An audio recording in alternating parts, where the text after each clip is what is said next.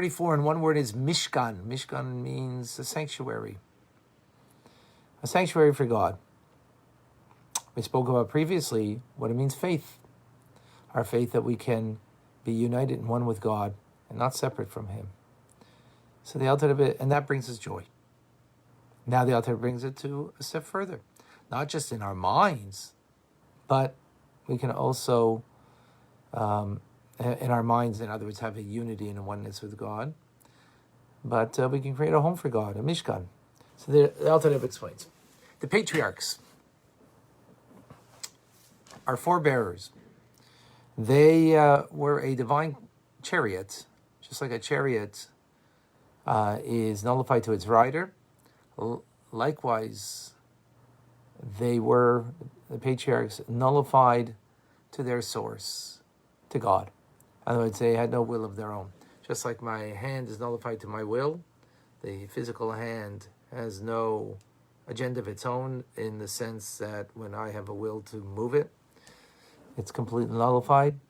So, in a similar manner, a bit different, the rider controls the car, the chariot, completely nullified. And the prophets that came after were similar nature, completely nullified and bound up in one with God. And the ultimate prophet, Moshe Rabbeinu, Moses, had total surrender. His very words were the words that he uttered were divine speech.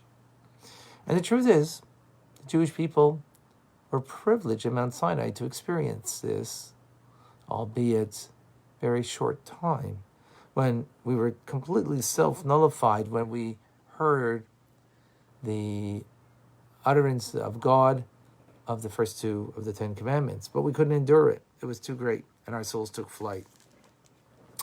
So God said, okay, we're not holy enough, we're not refined enough as the prophets, as Moses.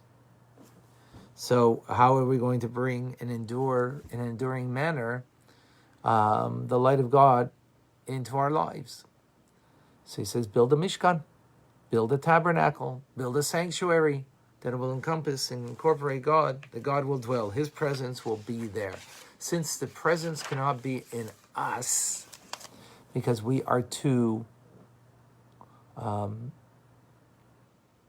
weak is the right word, not strong enough soul, as the patriarchs, as the prophets, as Moshe Rabbeinu, Moses. So God says, build a sanctuary, and I will dwell there. Well, we don't have that sanctuary. The temple has been destroyed. We don't have that anymore. So what do we have left? So the Talmud tells us that after the destruction of the Holy Temple, all we have left is the 4 cubits of Jewish law, of Jewish teachings, of God's will and wisdom. Therefore, when a person will meditate on the fact that we can make a dwelling place for God in this world through my studying of Torah, and put this in perspective, God is infinite, we're finite, we can't grasp Him, right? Yet, God gives us an opportunity through Torah. Through Torah, we can actually, when we study it, fixed times, like we do every day. We have fixed time to study every day, and it should be at night too, to whatever capability a person has of free time. Even if it's just one chapter. We're making a dwelling place for God through our study right now, on a daily basis. When we contemplate that, meditate this, when we recognize this should bring us joy. Joy in our hearts. What a fortunate thing that we can be a host to the Almighty. Through our study of Torah, we cause a sanctuary to be a sanctuary for God. In us, we become a sanctuary for Him. In the previous class, the previous chapter, we were, through the faith that we have, we made a sense of being nullified to God. Now, through our Torah study, we're making a home for God, a sanctuary for God in us. Powerful idea. That should bring us joy. Wow.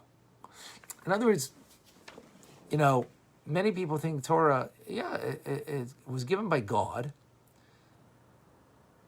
but the study of it is only like to find out what he needs me to do. He needs me to say the Shema every day, to put on tefillin. Today is Purim. We have mitzvahs. The 4 mitzvahs I'm going to enumerate again. We have to hear the Megillah. So make sure, folks, you hear the Megillah today. You have to give gifts of poor, charity to the poor, to at least 2 poor people. It should be a sizable amount, something that, they could have a meal from it. Doesn't have to be the most expensive meal, but, something that they can eat. Then you give to a friend, to edible foods, to create love, community, to edible foods, to a friend, kosher foods, of course. And then you have to have a festive meal. And of course, then you say Al Anisim in the prayers. So those are mitzvahs. But here we're specifically speaking, so when you study those mitzvahs, understand those mitzvahs, you create an abode for God, a sanctuary for God in us as a result. So most people would think, well, you study those things, now I know what God needs me to do. But this is much more profound. This is much deeper. It's not just what God now you do what God wants you to do.